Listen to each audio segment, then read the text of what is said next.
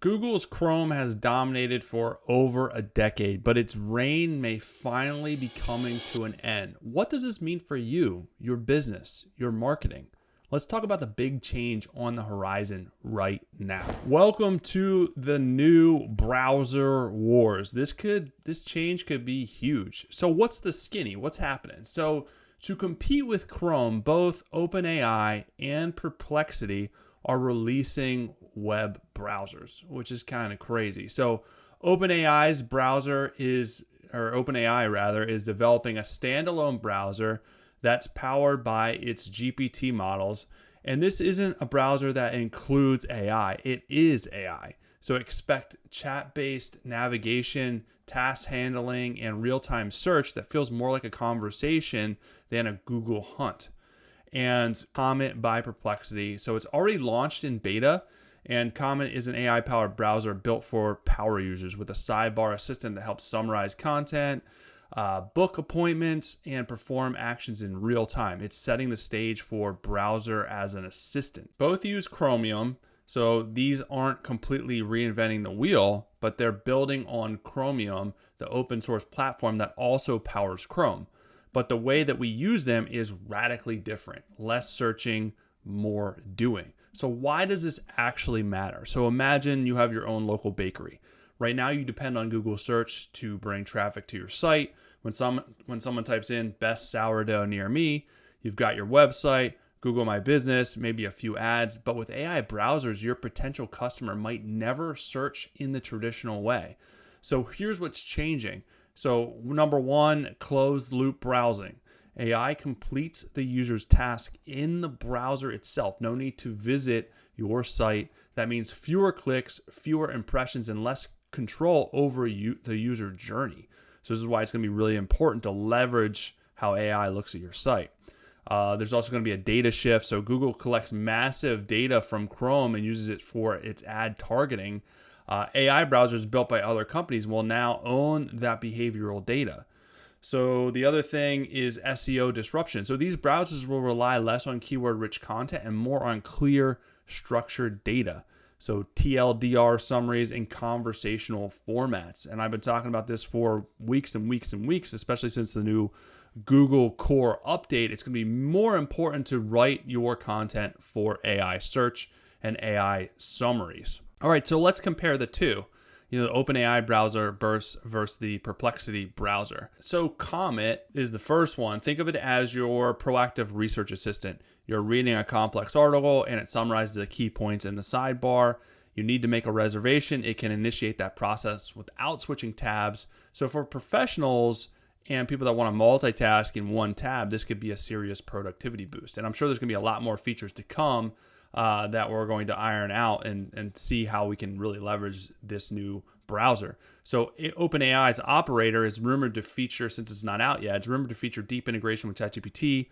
It will likely allow users to ask a question like, find me the best CRM for freelancers. And it will not only research it, but potentially sign you up and start the onboarding process for you all in the same tab.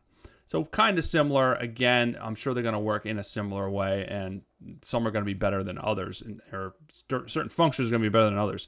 And even Apple is reportedly testing AI-driven Safari upgrades, suggesting that the entire industry is preparing to adapt. So this isn't a trend. This is going to be a huge shift in the next couple of months. I mean, it's going to be moving so fast. So what do you need to know in terms of SEO and marketing? Because things are already changing. There's going to be more change on the way.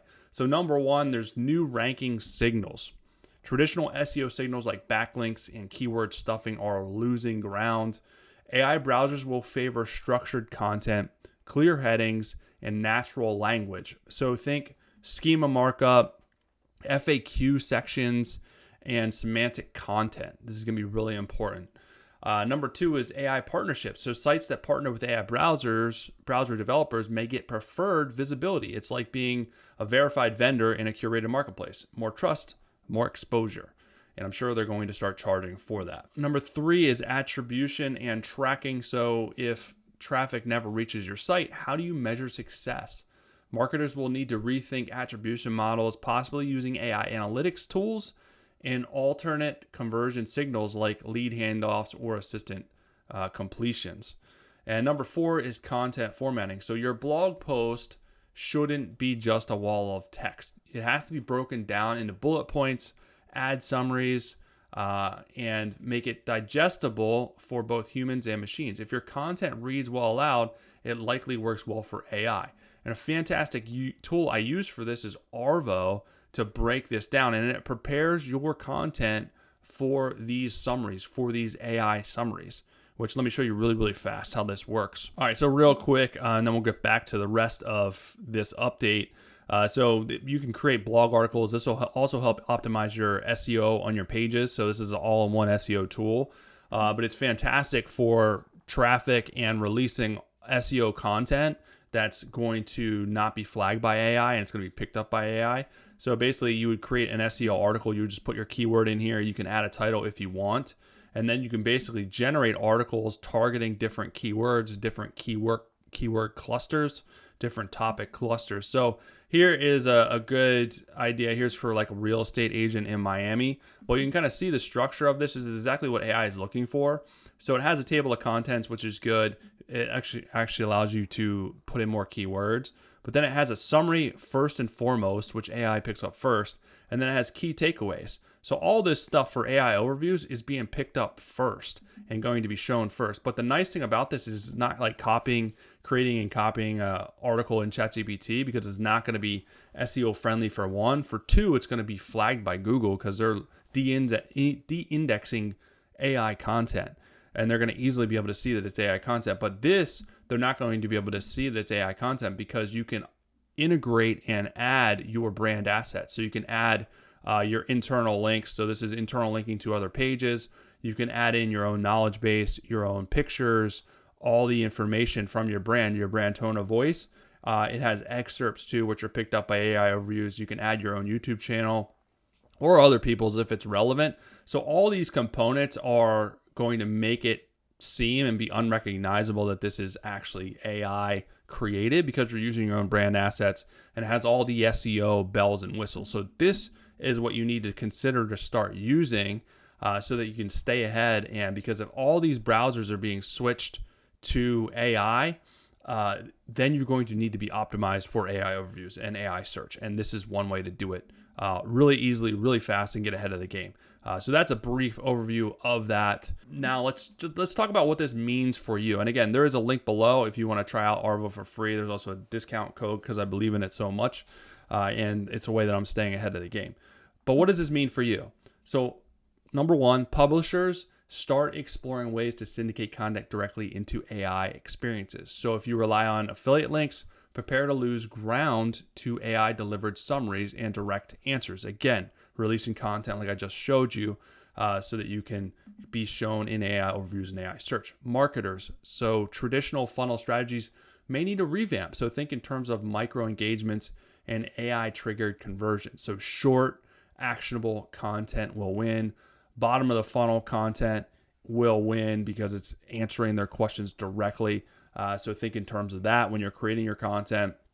SEO experts, shift your focus from keyword ranking to informational architecture. So how your content is structured, how it's labeled and chunked may matter more than ever. Again, Arvow will help you get ahead of this and put your content in an easily recognizable way. So here's an analogy of how this is changing to kind of help get your head around this. If you're a luxury motel or hotel, whatever the case may be, and you wander around in that hotel looking for a gym or where to get food or where to get coffee or where to book your massage, you would go to the concierge and they'll do that all for you. And they'll even help you schedule your wake-up call, right? That's how you would do it. But in relationship to the AI browsers, so Google Chrome is like the lobby, right? You're going to go in there and you're going to wander around, try to find things, and it's not necessarily always going to be easy. Whereas these AI browsers are like the concierge. They're going to handle everything for you and multiple tasks for you. So this is really going to put them ahead of the game. So what is next? And what do we do now to prepare? This is kind of the $1 million question, right? So first and foremost, you need to test the AI browsers. Start using tools like Comet and ChatGPT's browser mode. See how your own site appears. Does it get summarized well? Are your offers and benefits clear in a few sentences? So start testing it out, getting used to how things are seen so you can optimize for it. Number 2 is structure for agents. So add structured data to your site. Use schema markup. Create FAQs and best for lists. Think like a scriptwriter and writing cues for an AI narrator. And again, Arvow produces FAQs at the bottom of every single article automatically, which will help you get ahead. And number 4 or number 3, wherever the heck I'm at, adapt now. So this isn't a future problem. It's already here. If you're in SEO or marketing, you need to adjust your strategy today or risk getting left out of the next generation of web traffic. Like it or not, it's happening, and it's happening super fast. So it's time to stay ahead of the game. And if you want some more latest SEO news, especially on the Google Core update, which is affecting all of this, make sure you check out this video. I'll be back soon with some more good stuff for you. Have an amazing rest of your day.